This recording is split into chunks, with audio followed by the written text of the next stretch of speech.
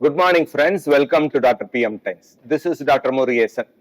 Friends, in this episode, I'm going to explain what is a whole grain. So nowadays, all nutritionists, health experts say, take whole grain as much as possible. Don't take refined grain.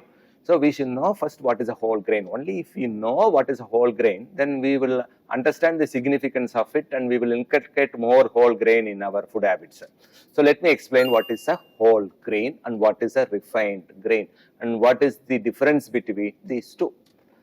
Whole grains are nothing but edible seeds of certain grasses belonging to Poaceae family, which includes rice, wheat, barley, oats, rye, sorghum, etc.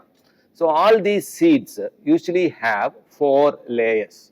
The outermost layer is husk, which is the inedible portion, just acts as a protective layer or protective coat.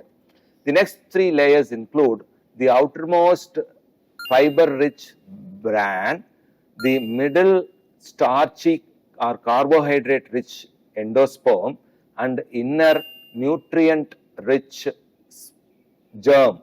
So, bran, endosperm, and germ are the 3 layers of a grain, any grain, whether it is wheat, rice, barley, oats, rye, etc.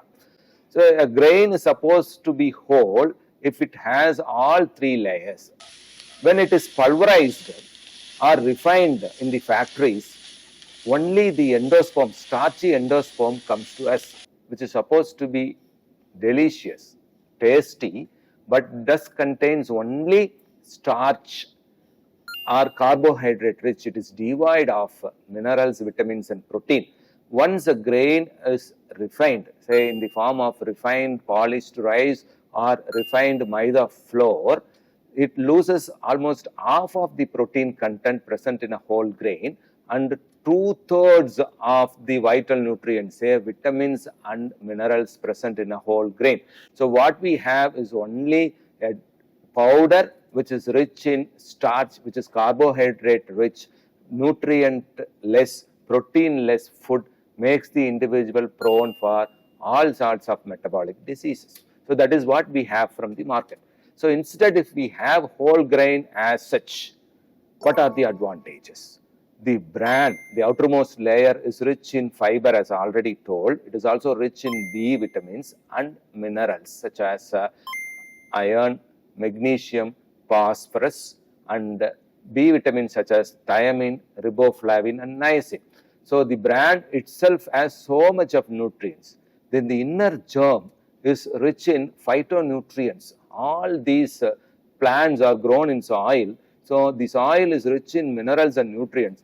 This inner germ is rich in phytonutrients, which are very, very essential to protect the individual against type 2 diabetes, heart disease, even some malignancies. And I also emphasize, bran is the fiber-rich food, and this fiber is very, very essential for increasing the glycemic load of the individual, in the formation of bulk of the stools. It is also helpful in decreasing the cholesterol level, which I have discussed in detail in my previous episodes. What are the advantages of fiber? So bran gives fiber, the germ gives nutrients, especially the phytonutrients.